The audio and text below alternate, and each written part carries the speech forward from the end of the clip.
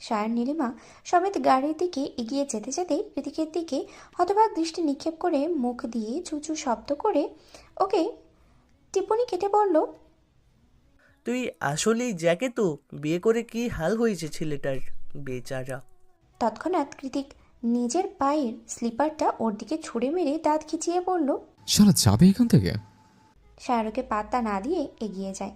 কৃতিকের চোখ মুখ এখনো রাগের তোপে রক্তিম হয়ে আছে, অথচ ওরও কি হাসি মজাটাই না করছে সকলের সাথে, শুধু কৃতিককেই ইগনোর করছে। কৃতিক ওর দিকে তাকিয়ে দুই হাত মুষ্টিবদ্ধ করে মনে মনে তীক্ষ্ণ আওয়াজে বলল, ওর বাচ্চা, তোকে একবার হাতের কাছে পেয়ে নে, তারপর তোর হচ্ছে। নীলিমা লেহেঙ্গা সামলে ধীরে ধীরে এগোচ্ছে। সায়র বারবারই ঘাড় নামিয়ে নীলিমার দিকে উঁকি ঝুঁকি দিচ্ছে। দুইজন একই ছাতার নিচে হওয়ার দরুন বেশ স্বল্প জায়গাটা। আপাতত তারই সুযোগের সৎ ব্যবহার করছে সায়র। নীলিমা লেহেঙ্গা সামলে যেই না মাথা তুলবে ঠিক তখনই সায়রের চিবুকের সাথে আচমকাই ধাক্কা খেলো ও। সায়র এমন ঝুঁকে আছে দেখে চিরবিরিয়ে উঠল নীলিমার মস্তিষ্ক। মুখ দিয়ে বিরক্তির প্রতিক্রিয়া জানালো তৎক্ষণাৎ। এভাবে ঝুঁকে আছেন কেন? আমি কি চিড়িয়া যে উকি ঝুঁকি দিয়ে না দেখলে মহাভারত অশুদ্ধ হয়ে যাবে? সায়র নীলিমার কথা এক কান দিয়ে শুনে অন্য কান দিয়ে বের করে দিতে দিতেই শুধালো, এত সুন্দর স্মেল কেন? কি শ্যাম্পু লাগাও চুলে? নীলিমার চোখ খিচিয়ে বলল, আপনি আবার ইপটিজিংও করছেন? আমি কিন্তু সত্যি আব্বাজানরা বলে দিব। নীলিমা ছাতার তলা থেকে বেরিয়ে দ্রুত হাঁটছে। সায়র কিছুটা তাড়াহুড়ো করে এগিয়ে এসে আবারও নীলিমার মাথায় ছাতা ধরে রাশভারী গলায় বলল, এই মেয়ে, সমস্যাটা কি? আমি যে তোমার বড়, বড়দের কথা শুনতে হয়, সে জ্ঞান কি বিয়ে বাড়ির বোরহানির সঙ্গে গুলে খেয়েছো নাকি? নীলিমা হাঁটার গতি পুরোপুরি থামিয়ে দিয়ে সায়রের দিকে পূর্ণ দৃষ্টি করে বলল, ওই জন্যই তো বলছি বড় বড়দের মতোই থাকুন। সম্মানিত ব্যক্তি হয়ে বাচ্চাদের পেছনে ঘুরঘুর করছেন কেন শুনি? সায়র এবার পায়ে পায়ে এগিয়ে এসে নীলিমার সঙ্গে কিছুটা ঘনিষ্ঠ হয়ে দাঁড়ালো। তারপরে ঘাটটা কিঞ্চিত নিচে নামিয়ে গলার আওয়াজ ক্ষীণ করে বলল, মনের সাথে মন মেলাতে চাই বলে, তোমার আব্বাজানকে শ্বশুর বানাতে চাই বলে। সায়রের কথা শুনে নীলিমা একটুখানি পিছিয়ে গিয়ে ঠোঁট টিপে বলে উঠল, আব্বাজান কিন্তু এখনো আসলাবাস হাতে নিয়ে বাড়ির আশেপাশে বিদেশি বাদরটাই খুঁজে বেড়াচ্ছে। নীলিমার কথা শুনে ফাটা বেলুনের মতো চুপসে গেল সায়রের মুখখানা। নীলিমা দাঁড়ালো না। সায়রের হাত থেকে ছাতাটা কেড়ে নিয়ে সহসা এগিয়ে গেল সামনের দিকে। সায়র পেছন থেকে হাঁক ছেড়ে বলল, তবুও তোমার আব্বাজানকে শ্বশুর বানাবো আমি, কথাটা মনে রেখো। পরক্ষণেই মুখ কাচুমাচু করে একাই বেরবেরালো, একটু আধটু বাঁশ খেলে কিছু হয় না। রাতের শেষ প্রহর চলমান। পুরো কৃতিককুঞ্জ ভীষণ নিস্তব্ধতায় ছেয়ে আছে। ঘুমের ঘরে সবাই বিভোর। বাইরে বৃষ্টি থেমে গিয়ে হিমেল হাওয়া বইছে। ঠান্ডা হাওয়ার ক্ষণে ক্ষণে কেঁপে উঠছে ঘুমন্ত ওরও। শেষ সাথে আর জানালাটা বন্ধ করা হয়নি, ওই জন্যই এত হাওয়া দিচ্ছে। কিন্তু ঘুমের মধ্যে উঠে গিয়ে জানালা বন্ধ করার মতো শক্তিও নেই ওরর। তাই শীতল হাওয়া গায়ে মাখিয়ে কিছুটা জড়টসড় হয়েই নির্বিঘ্নে ঘুমিয়ে আছে মেয়েটা। শীতল ঠান্ডা আর কোমলতার মাঝে একখণ্ড খড়খড়ে হাতের উষ্ণ তা পরশে আচমকাই কম্পিত করে উঠল ঘুমন্ত অনুর তরু শরীরটা। ওরু ঘুমের মাঝেও স্পষ্ট টের পাচ্ছে কেউ একজন ওর তুলতুলে নরম উদরে আবেশিত আঙ্গুল বোলাচ্ছে, সেই সাথে টুকরো টুকরো চুমুতে ভিজিয়ে দিচ্ছে সর্বাঙ্গ। লোকটা ওর কপাল, ঠোঁট, গলা, এরপরে অনেকটু নিম্নভাগে স্পর্শ করতে করতে হকচকিয়ে চোখ খুলল ওরও। চারিদিকে নিকোষ আধারে তলিয়ে আছে। অন্ধকারে কারোর মুখ দেখাই তো যায়নি, তবুও স্যান্ডালউড পারফিউমের সুবাসটা নাকে ঠেকতেই স্বস্তির নিঃশ্বাস ছাড়ল ওরও। তারপরে গলা খাতে নামিয়ে শুধালো, আপনি এখানে? কৃতিক জবাব দেয় না। নিঃশব্দে ওরুকে বাচ্চাদের মতো কোলে তুলে নিয়ে পা বাড়ায় রুমের বাইরে।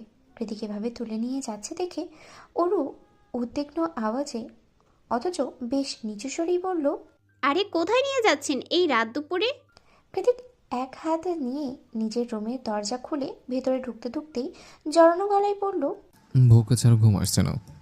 ওরু ভ্রু কুঞ্চিত করে বলল, আপনি আবার ড্রিঙ্ক করেছেন? কৃতিক নাসূচক মাথা নাড়িয়ে বলল, ওরা সেলিব্রেশন করেছেন, কিন্তু বিশ্বাস কর আমার একটুও নেশা হয়নি। আমি তো এখন নেশা করব। কথা শেষ করে ওরুকে বিছানায় ছুঁড়ে মারল কৃতিক। ওরু হকচকিয়ে উঠে বসে ব্যথাতুর গলায় বলল, ব্যথা পেলাম তো। কৃতিক নিজের টি শার্ট খুলে মেঝেতে ছুঁড়ে ফেলে দিয়ে ওর দিকে এগিয়ে আসতে আসতেই হাসকি টোনে বলল, You know what, baby? You are yummy. Too much yummy. Like my personal dessert. Aru ঝাঁঝিয়ে উঠে নাক শিকই তুলে বলল, আপনার মাথাটা একদম খারাপ হয়ে গিয়েছে। এক্ষুনি লেবু পানি খাওয়াতে হবে, দাঁড়ান নিয়ে আসছি। অরুকে এক পাও নড়তে দিল না কৃতিক। উল্টো অরুর আঙ্গুলের ভাঁজে আঙ্গুল ঠুকিয়ে মুখটাকে অরুর গলায় ডুবিয়ে দিতে দিতে হিসিয়ে বলল, আজকে রাতে একটু খারাপ অ্যালাউ কর, কালকে একদম ভদ্র হয়ে যাব, প্রমিস। রয়্যাল প্যালেসের ন্যায় লাইট গোল্ডেন থিমে সাজানো হয়েছে পুরো কৃতিককুঞ্জ। সকাল সকাল মৃত্যুরা কাজে লেগে পড়েছে। গেট থেকে শুরু করে ব্যাকইয়ার্ড পর্যন্ত এমন কোনো জায়গা নেই যেখানে সৌন্দর্যের কৃত্রিম ছোঁয়া পড়েনি। চারিদিকে গোল্ডেন ফেরি লাইট আর হ্যাচিকের আলোয় চিকচিক করছে।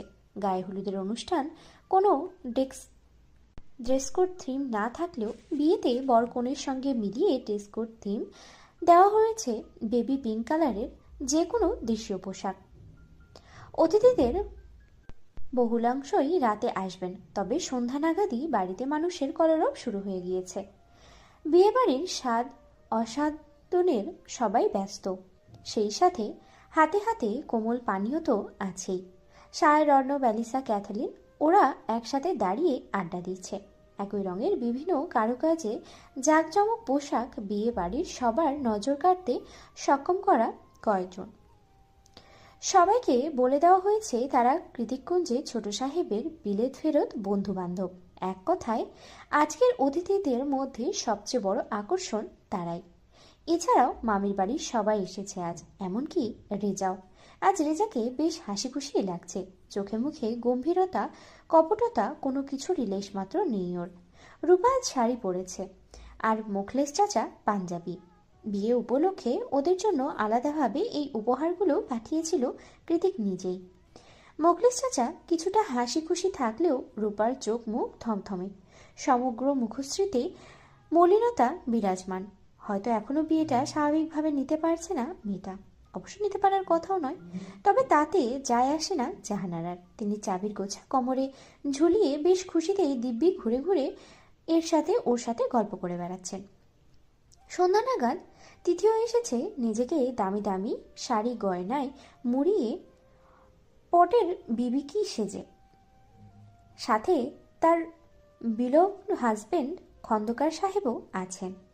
বড় বড় ভিআইপি গেস্টরা এখনও অনুপস্থিত, হয়তো সময়ের সাথে সাথে তারাও চলে আসবেন। সেই সকল টুকটাক ভিআইপি অতিথিরা উপস্থিত হয়েছে, তাদেরকেই আপাতত সময় দিচ্ছে আজমেরি শেখ। বেশ কয়েকজন অফিস ক্লায়েন্টদের সাথে কুশল বিনিময় করায় তিনি যখন বেশ ব্যস্ত, ঠিক সেই সময় হুট করেই একজন প্রতিবেশী এসে তাদের কথার মাঝখানে ঢুকে কিছুটা উৎসুক হয়ে আজমেরি শেখকে জিজ্ঞেস করলো, আচ্ছা আপা, আপনার ছোট মেয়েকে তো দেখলাম না, ওকে দেখার খুব ইচ্ছা জানেন। আমাদের ছেলে আছে, ভালো ইঞ্জিনিয়ারিং পড়ে, যদি বিয়ে দিতেন। মহিলা কথা শেষ করার আগে আজমেরি শেখ অপ্রস্তুত হয়ে এদিকে ওদিকে তাকিয়ে নিজের অ্যাসিস্ট্যান্টকে শুধালেন, কৃত্তিক কোথায়? এখানে নেই তো। আমি চাই না অনুর বিয়েতে কোনো রূপ ঝামেলা জাতি হোক। আজমেরি শেখের এমন আগ্রহ ভঙ্গিমায় মহিলাটা হতবাক, অনাগ্রহ ভঙ্গিমায় অপমান ও বোধ করলেন কিছুটা। মনে মনে ভাবলেন তিনি কি জিজ্ঞেস করলেন, আর আজমেরি শেখ কেমন বিরূপ প্রতিক্রিয়া করলো। ই আবার কেমন অতিথয়তা, আজীব। নীলিমা সেজে গুজে এসে মাত্রই অরুর রুমে প্রবেশ করলো। দরজা খোলাই ছিল। খাটের উপরে বসে লেজ নাড়ছে ডোরা। ওকে একটা সুন্দর বারবি ড্রেস পরিয়ে বসিয়ে রাখা হয়েছে। নীলিমার রুমে এসে প্রথমে ডোরাকে একটু আদর করে অরুর দিকে চাইল। অরু এখনো কানে টানা ঝুমকো পরা নিয়ে বেশ কসরত করে যাচ্ছে। নীলিমা এগিয়ে গিয়ে অরুর হাত থেকে দুলটা নিয়ে ওকে পরিয়ে দিতে দিতে ওর প্রশংসা করে বলল, তোকে মাত্রাতিরিক্ত সুন্দর লাগছে রে আরো। আর এই লম্বা চুলগুলো, ইস কি সুন্দর, কারোর নজর না লাগুক। তারপর একটু দুষ্টুমি করে বলল, অবশ্য যার নজর লাগার সে অলরেডি লাগিয়ে দিয়েছে। অরু মৃদু হেসে নীলিমাকে অভিবাদন জানিয়ে বলল, তোকে বুঝি কম সুন্দর লাগছে? হবু দুলাভাই তোর রূপের আগুনে ঝলসে গেল বলে। যাক, ঝলসে বারবিকিউ হয়ে যাক, তাতে আমার কি। কথাটা বলে নীলিমা এক ফালি মুচকি হাসি ফেরত দেয়। পরক্ষণেই ভাবুক হয়ে অরুকে শুধায়, হ্যাঁ রে, নিচে সবাইকে দেখলাম, কিন্তু তোর বরমহাশয়কে তো দেখলাম না, সে কোথায়? প্রতি উত্তরে অরুর ঠোঁট উল্টে কিছুটা অন্যমনস্ক হয়ে বলে, উনি তো সকালবেলা অফিসে গিয়েছে, কি দরকারি কাজ আছে বলে। বলেছিল তো সন্ধ্যার আগেই ফিরে আসবে, কি জানি এখনো আসলেন না। নীলিমা দীর্ঘশ্বাস ছেড়ে বলল, বুঝলাম, কিন্তু অনু আপা কোথায় বলতো? অরু ঘুরে দাঁড়িয়ে ডোরাকে কোলে তুলে নিয়ে বলে, আপাকে তো সেই বিকাল বেলায় মেয়েরা সাজাতে এসেছিল, তারপর তো আর বের হলো না। চল গিয়ে দেখে আসি, তাছাড়া এমনিতেও আপা সেই সকাল থেকে কান্নাকাটি করছে। আমি সমানে সামনে গেলে আমারও কেমন কান্না পেয়ে যাচ্ছে। নীলিমা অরুর সাথে আর মন খারাপের নদীতে জোয়ার দিল না, উল্টো স্বাভাবিক কণ্ঠেই বলল, চল গিয়ে দেখে আসি, আপাকে নিশ্চয় অনেক সুন্দর লাগছে, বরযাত্রী এলো বলে। নীলিমা আর অরু করিডোর পেরিয়ে অনুর রুমে প্রবেশ করতে যাবে, ঠিক তখনই হন্তদন্ত হয়ে রুম থেকে বেরিয়ে এলো অনু। আকস্মাৎ বেরিয়ে আসায় ওরা তিনজন ধাক্কা খেতে খেতেও সামলে নিল। অনুর পরনে ভারী বিয়ের সাজ, বেবি পিঙ্ক ভারী লেহেঙ্গাটা দুই হাতে ধরে উদ্বিগ্ন মুখে দাঁড়িয়ে আছে অনু। সাজানো গোছানো প্রতিমার মতো মুখে ভর করেছে অযাচিত আতঙ্ক। তীব্র শ্বাস প্রশ্বাসের তালে তালে হাবরের ওঠানামা করছে ওর বুক। অনুকে এমন বিভ্রান্ত চেহারায় দেখে ভাঁজ পড়ল অরুর কপালে। নীলিমা আশ্চর্য বনে গিয়ে শুধালো, কি হয়েছে অনু আপা, তুমি ঠিক আছো? নীলিমার কথায় জবাব দেয় না অনু, উল্টো শুষ্ক ঢোক গিলে অরুকে জিজ্ঞেস করে, অরু, মা কোথায়? অরু ঠোঁট নাড়িয়ে কিছু জবাব দিতে যাবে, তখনই পেছন থেকে কথা ছড়েন ফের। কি প্রয়োজন? বরযাত্রী এসে পড়েছে, তোমাকে নিচে যেতে হবে। অনু ওদের দুজনকে পাশ কাটিয়ে এগিয়ে এসে আজমেরি শেখের দুই বাহু ধরে গলা খাদে নামিয়ে কাপা কণ্ঠে বলল, মা, আমার মনে হলো আমি ছেলেটাকে দেখেছি, জানালা দিয়ে দেখেছি। অতিথিদের মাঝে দিব্যি দাঁড়িয়ে আমার দিকে তীক্ষ্ণ দৃষ্টিতে তাকিয়েছিল। হুট করে দেখে আমার হাতটা কেঁপে উঠেছে। আর আজমেরি শেখ মেয়েকে তৎক্ষণাৎ থামিয়ে দিয়ে গম্ভীর গলায় বললেন, অযথা কথা রাখো অনু, এমন একটা শুভ দিনে একটা শয়তানের কথা মুখে আনলে কোন আক্কেলে? তাছাড়া পুরো বাড়ি বডিগার্ড দ্বারা সুরক্ষিত, সন্দেহজনক কেউ এলে নিশ্চয়ই আমাকে ইনফর্ম করা হতো। শুধু শুধু এভাবে নিজের স্পেশাল দিনটাকে মাটি করো না তো। আমি আসছি, নিচে অতিথিরা অপেক্ষা করছেন। আজমেরি শেখ সামনে কয়েক কদম পা বাড়িয়ে ফের ঘুরে তাকিয়ে অরু আর নীলিমাকে উদ্দেশ্য করে বললেন, অনুকে নিয়ে জলদি এসো। প্রত্যয় বসে আছে ফুলসজ্জিত স্টেজে, চারিদিকে বিয়ে বাড়ি আমেজ। অতিথিরা সবাই কনেকে দেখার জন্য অধীর আগ্রহে বসে আছে। অমিত হাজির, তাকে কিঞ্চিত ক্লান্ত দেখালেও মুখে লেগে আছে এক চিলতে প্রণয়োচ্ছন্ন হাসি। কালকে সবাই নাচ গান করলেও আজকে কেমন মনমরা হয়ে বসে আছে কৃতিকের বন্ধুমহল। বউ সাজে কনেকে দেখার চেয়েও দ্বিগুণ আগ্রহ নিয়ে সামনের দিকে উকিঝুঁকি দিচ্ছে সায়র, হয়তোবা প্রিয় মানবীকে এক ঝলক দেখার উদ্দেশ্যে, তার রাগিনীর চাহনিতে আরও একবার ভস্ম হতে হতেই প্রাণে বেঁচে যেতে। সায়র নিজেও বুঝতে পারছে না এইটুকু হাঁটুর বয়সী মেয়েটার সাথে মজার ছলে ঝগড়া করতে করতে কখন যেন তীরের ফলার মতো হুট করেই মনে গেঁথে গেল পুরান ঢাকার এই শ্যামলতা রাগিনী। এখন তো আমেরিকা ফিরে গিয়েও শান্তি নেই, বারবার মনে হবে রাগিনীটা থাকলে ভালো হতো, একটু ঝগড়া করে সময় কাটানো যেত। সবার মাঝে থেকেও শুধুমাত্র নীলিমাকেই দেখতে চাইছে সায়রের তৃষ্ণার্ত ব্যাকুল দুচোখ। অবশেষে সেই মাহেন্দ্র ক্ষণ ঘনিয়ে এলো। সকল জল্পনা কল্পনা শেষে স্টেজের দিকে পা বাড়ালো আজকের মোক্ষম চরিত্র। সবার দৃষ্টি যার দিকে নিক্ষিপ্ত, আজকে অনুষ্ঠানে সবচেয়ে সুন্দর রমণীটি, প্রত্যয়ের হবু বউ মিসেস অনন্য এহসান। অরু আর নীলিমা সাথেই ছিল অনুর, সেই সাথে আরও ছিল প্রত্যয়ের বোন আর আত্মীয় স্বজনেরাও। অনু ধীর পায়ে লেহেঙ্গা সামলে প্রত্যয়ের নিকটে এগিয়ে আসছে, ফিনফিনে দোপাট্টা দিয়ে মাথার এক হাত ঘোমটা টানা। তার আড়াল থেকেই অপার সৌন্দর্য ঠিকরে পড়ছে মেয়েটার। প্রত্যয় দাঁড়িয়ে আছে অধীর আগ্রহে। অনু এক একটা পদধ্বনি যেন প্রত্যয়ের বুকে আনন্দ আর উত্তেজনার ঝয় বয়ে দিতে সক্ষম। অবশেষে প্রত্যয়ের ঝড়ো হওয়ার মনে ইলশে করে বৃষ্টি নামিয়ে স্টেজে উঠে আসে অনু। প্রত্যয় নিজের এক হাত বাড়িয়ে তাকে সাদরে আমন্ত্রণ জানায়। অনুতাপ গ্রহণ গ্রহণ করে এগিয়ে গিয়ে প্রত্যয়ের পাশেই রাজকীয় ডিভানে বসে পড়ে। যদিও বা ওদের দুজনের মাঝে ফুলের এক বিস্তার পর্দা ঝোলানো, কেবল 3 কবুলের পরই তো তোলা হবে, আর বর তখনই বউয়ের মুখ দেখবে, তার সত্যিকারের বউয়ের মুখ। ক্যাটারিংয়ের এইদিকে সুস্বাদু খাবারের গন্ধে মোমো করছে চারিপাশ, ওদিকে এই মুহূর্তে কোণের মুখ দেখা নিয়ে বরের বাড়ির সবাই ব্যস্ত। আর এদিকে বরের এক পায়ের জুতাটা আঁচলের তলায় লুকিয়ে চোরের মতো চারিপাশে উকিঝুঁকি দিচ্ছে নীলিমা। নীলিমা এক কোণে দাঁড়িয়ে অনবরত দাঁত দিয়ে নখ কাটছিল। তখনই হুট করে কে যেন নিঃশব্দে কাঁধে হাত রাখলো ওর। আকস্মাৎ ঘটনায় চকিতে লাফিয়ে উঠে পেছনে চোখ ঘোরালো নীলিমা। দেখতে পেল ওর দিকে সন্দিহান দৃষ্টিতে চেয়ে আছে সায়র। সায়রকে দেখা মাত্রই নীলিমা ঝাঁঝিয়ে ওঠে, তৎক্ষণাৎ দাঁত খিচিয়ে বলে, এখানে কি চাই? সায়র নিজ জিহ্বাটা আরেকটু সামনে বাড়িয়ে নীলিমার ডাগর চোখের পাতায় সন্দিহান চোখ দুটো রেখে শুধালো, কাউকে খুঁজছো? নীলিমার ঠোঁট বাঁকিয়ে জবাব দিল, জি না, আর খুঁজলেও আপনাকে খুঁজিনি, জানতো আজাইরা। নীলিমার কথা গায়ে মাখল না সায়র। মেয়েরা এমন একটু একটু সাজিয়ে কথা বলে, এতে বেশি কিছু অসুবিধা নেই। অর্ণব কত শুনেছে এমন। থাপ্পড় খেতে খেতে ওর গালটাই বোধ হয় বাকিয়ে গিয়েছে, তবুও তো শেষমেশ অ্যালিসাকেই পেয়ে গেল। নীলিমার যাই হোক, থাপ্পড় মারার সাহস নিশ্চয়ই দেখাবে না, কখনোই না।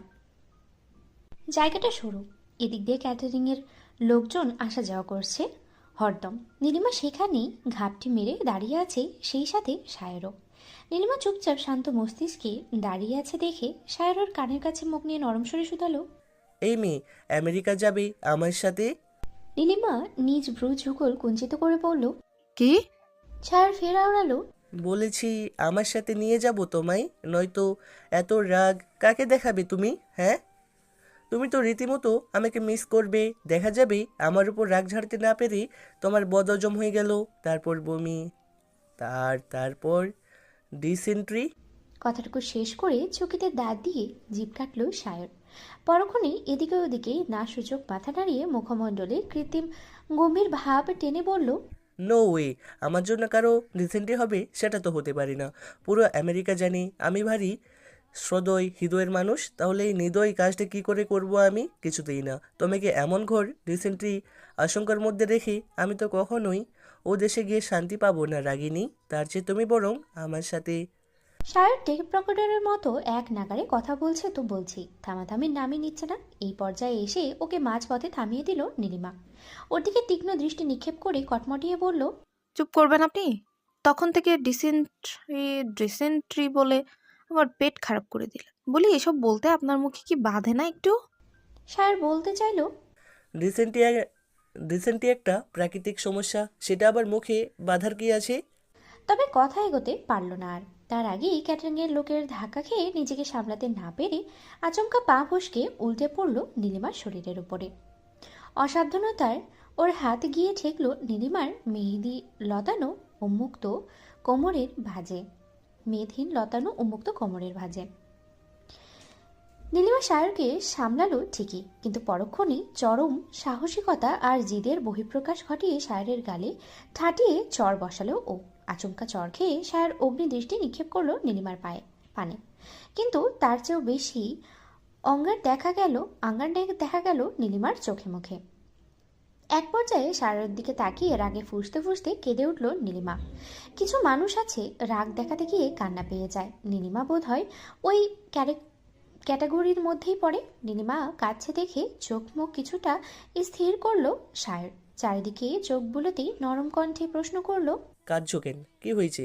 আই এম সরি, এটা ইচ্ছে করে হয়নি, আমি ইচ্ছে করে তোমার ওখানে। সায়রের কথা না শুনে মাঝ পথেই চোখ মুছতে মুছতে গটগট পায়ে ওখান থেকে চলে গেল নীলিমা চলে যেতেই কোথা থেকে যেন ওরও এসে চারিদিকে উকিঝুঁকি দিতে দিতে বলে ওঠে, আরে জুতোটা তো এখানেই পড়ে আছে, তাহলে নীলিমা কাঁদতে কাঁদতে ওদিকে কোথায় যাচ্ছে?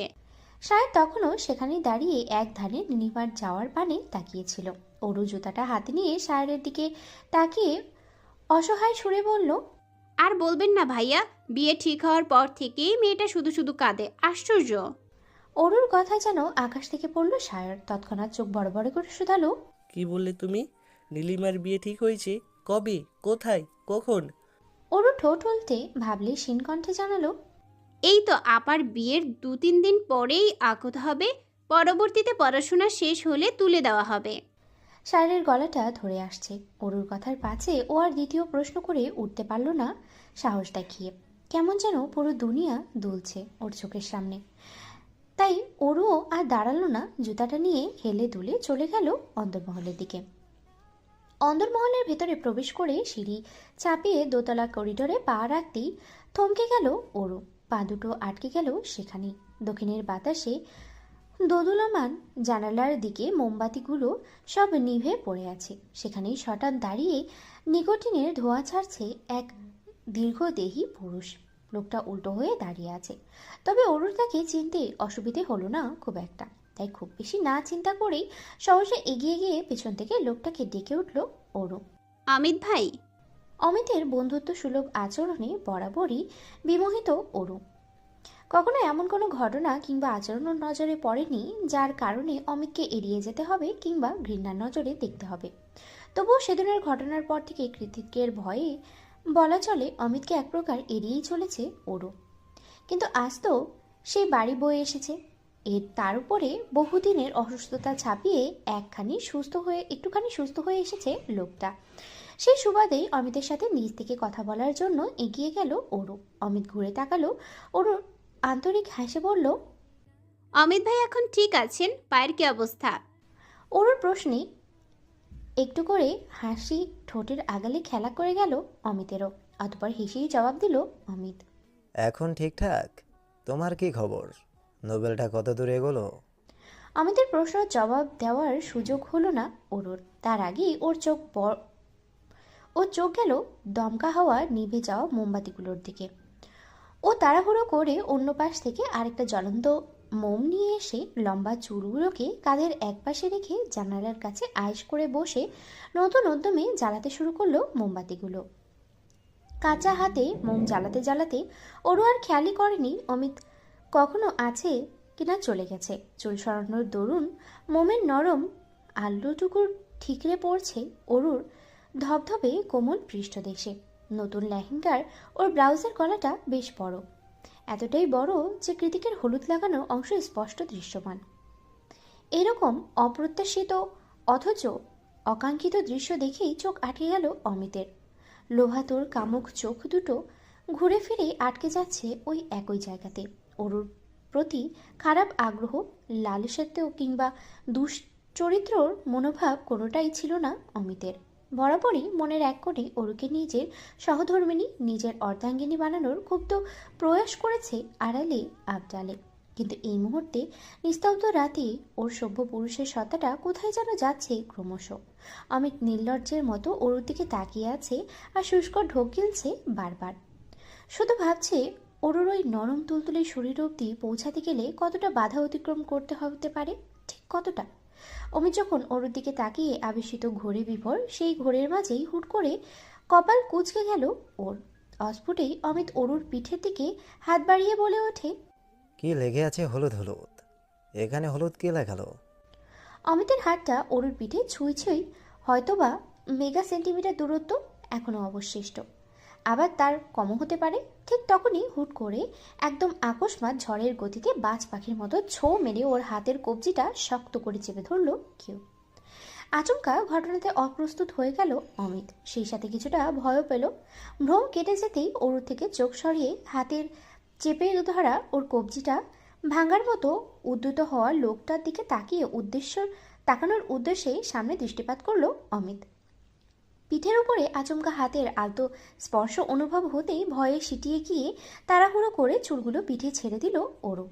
তারপরে হকচকিয়ে পিছনে ঘাড় ঘুরিয়ে তাকাতেই অজানা ভয়ে হৃদয়ে নেড়ে উঠল ওর। তৎক্ষণাৎ শুকটো ঢোক গিলে কয়েক কদম পিছিয়ে গেল ওরু। দেখল ওরই সামনে অমিতের কবজিটা চেপে ধরে চোয়াল শক্ত করে দাঁড়িয়ে আছে স্বয়ং কৃতিক। পুরো বাড়ি ভর্তি সকলে বেবি পিঙ্ক থিমের জামা কাপড় পরে থাকলেও কৃতিকের পরনে এখনও ব্ল্যাক স্যুট, এক হাতে কিছু ফাইল। দেখেই বোঝা যাচ্ছে মাত্রই অফিস থেকে ফিরেছে সে।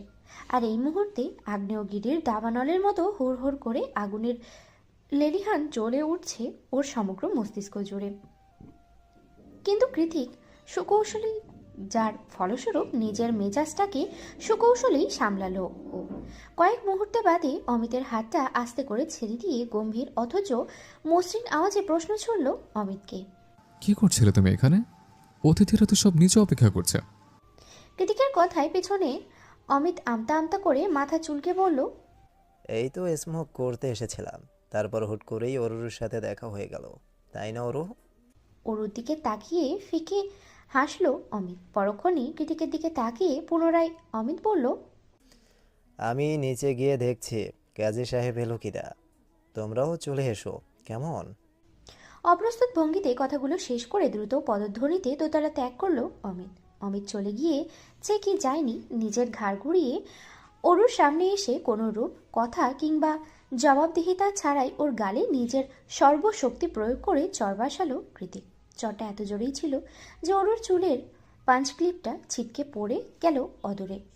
থাপ্পড় খেয়ে গালে হাত দিয়ে কাপা গলায় কাইকুই করে অরু বলে, আমি আমি আই চুপ, শাট ইউর ফাকিং মাউথ। কৃতিকের রক্তিম চোখ আর কঠোর ধমকে আরেক দফা কেঁপে উঠল অরুর ছোট্ট শরীরটা। এই মুহূর্তে জবাব দেওয়া কিংবা কষ্টের বরং ভয়ে কাঁপছে অরু। তবে ওর তো কোনো দোষ নেই, সেটা কৃতিককে বোঝাতে হবে তো। কিন্তু কৃতিক বুঝবে না, উল্টে অরুর চোয়ালটা শক্ত হাতে চেপে ধরে দাঁতে দাঁত পিষে বলল, ওই বাচ্চাটা তোর শরীরের দিকে হাত বাড়ানোর সাহস কোথায় পেল? জবাব দে। ওই নোংরা হাতটা আমার জিনিসকে স্পর্শ করেছে। আমি তো তোকে আজ মেরেই ফেলবো অরু। তুই জানতিস আমি কতটা খারাপ, তাহলে কলিজাতে সাহস করতে গেল? How fucking dare you to talk with someone like Amit? গলা উঁচিয়ে চিৎকার করে উঠল কৃতিক। ওরও ব্যথায় জর্জরিত, সেই সাথে ভয় ততস্থ। কথা বলার কোনো পরিস্থিতি অবশিষ্ট রাখেনি কৃতিক। তাই উপায়ন্তর না পেয়ে ফোপাতে ফোপাতে চোখের জল ফেলছে মেয়েটা। হৃদয়টা ওর ভেঙে টুকরো টুকরো হয়ে গিয়েছে। শেষ পর্যন্ত কিনা অমিতও এমন একটা কাজ করে বসলো। কৃতিক দমল না, একইভাবে ওর গালটা চেপে ধরেই বলল, আমি জানি তুই কিছু করিস নি, তুই বুঝতেও পারিস না এমন কিছু হবে, কিন্তু তুই অন্যায় করেছিস, ঘোর অন্যায় করেছিস। আমি বারণ করা সত্ত্বেও অমিতের সাথে কথা বলার স্পর্ধা দেখিয়েছিস। তোকে আমি কতবার সতর্ক করেছি, আপন ভাই ছাড়া আর কোনো ভাই আদতে ভাই নয়। বলিনি? বল, অ্যান্সার মি। রাগে আক্ষেপে অরুকে ঝাঁকিয়ে কথাটা জিজ্ঞেস করলো কৃতিক। অরুর কান্নার আওয়াজ জড়ানো হলো। কৃতিক তীব্র রাগে অরুকে সামান্য ধাক্কা মেরে দূরে সরিয়ে দিয়ে পরনের ব্লেজার আর ফাইলগুলো করিডোরের মেঝেতেই ছুঁড়ে মারল। পুরো অন্দরমহল খা খা করছে। এখানে একটা কাক পক্ষীও নেই। বাইরে সবাই আনন্দ উল্লাসে শোরগোল শোনা যাচ্ছে। হয়তো বিয়ে সম্পন্ন হয়েছে, এটার জন্যই তো এতক্ষণ অপেক্ষা করছিল কৃতিক। বিয়ে সম্পন্ন হয়েছে ব্যাপারটা বুঝতে পেরে অরুকে ওর রুমে আটকে রেখে হাতটা একটা হকি স্টিক নিয়ে নিজের সফেদ রঙা শার্টের হাতটা গোটাতে গোটাতেই নিচে চলে যায় কৃতিক। যাওয়ার আগে অরুকে উদ্দেশ্য করে তীর্যক কণ্ঠে বলে, আমি ফেরার আগ পর্যন্ত এখান থেকে এক পাও নড়লে তোর খবর আছে, এই দেহে প্রাণ থাকবে না। কৃতিক হকি স্টিক সমেত নিচে এসে সরাসরি প্রত্যয়ের মাকে জিজ্ঞেস করলো, অমিত কোথায়? প্রত্যয়ের মা বিয়ে বাড়িতে ব্যস্ত সময় পার করেছেন, তাই কোনো কিছুর খেয়াল না করেই তিনি বললেন, ও তো বাবা মাত্রই বেরিয়ে গেল, কি জরুরি কাজ আছে বললো। কৃতিকও তার আর দাঁড়ালো না সেখানে। বড় বড় পা ফেলে বাইক নিয়ে সোজা বেরিয়ে গেল কৃতিককুঞ্জ থেকে। আর কেউ খেয়াল না করলেও এই পুরো ঘটনাটা খেয়াল করলো কৃতিকের বন্ধুরা। কৃতিক বেরিয়ে যাওয়ার সঙ্গে সঙ্গে এলিসা তড়িঘড়ি করে বলে উঠল, অর্ণব, সায়র ওকে আটকা জলদি, নয়তো যাকে মারতে যাচ্ছে তাকে আজ মেরেই ফেলবে। অর্ণব সায়র আর ঘটনা বোঝার জন্য অপেক্ষা করে না। কোনো কিছু না ভেবেই ওরা বাড়ির গাড়িটা নিয়ে দ্রুত গতিতে বেরিয়ে পড়ে কৃতিকের পিছু পিছু। জ্যোৎস্নামাখা রাত। অমিতকে পাওয়ার জন্য খুব বেশি দূর যেতে হলো না কৃতিকের। মহল্লা ছাড়ানোর আগেই অমিতের সাদা টয়োটা গাড়িটা ধরে ফেলল। কৃতিকের চোখে গাড়িটা পড়ার সঙ্গে সঙ্গেই কোনো কিছুর আশঙ্কা না করেই একেবারে অমিতের গাড়ির সামনে গিয়ে স্ট্যান্ড দাঁড়ালো বাইক। মাথায় হেলমেটটা খুলে বাইকের পেছন থেকে হকি স্টিকটা নিয়ে গাড়ির জানালার কড়া নাড়তেই জানালার কাজ নামালো অমিত। জানালার কাজ নামাতেই কৃতিকের থমথমে মুখটা দেখে কিছুটা হতভাগ চাহনি নিক্ষেপ করে অমিত বলে ওঠে, কৃতিক, তুমি এখানে? গাড়ি থেকে নামো আগে বলছে। অমিত কিছু না ভেবেই ধীর পায়ে গাড়ি থেকে নেমে এলো। অতঃপর কৃতিকের হাতে হকি স্টিকের দিকে তাকিয়ে আশ্চর্য হয়ে বলল, কি হয়েছে? কৃতিক জবাব দিল, আই এম সরি অমিত। এরপর আর কোনো কথা নয়, সরাসরি অমিতকে হকি স্টিক দিয়ে আক্রমণ করে বসলো কৃতিক। কয়েক ঘা শক্ত প্রহার শরীরে আছড়ে পড়তেই কিছুটা টলে পড়ল অমিত।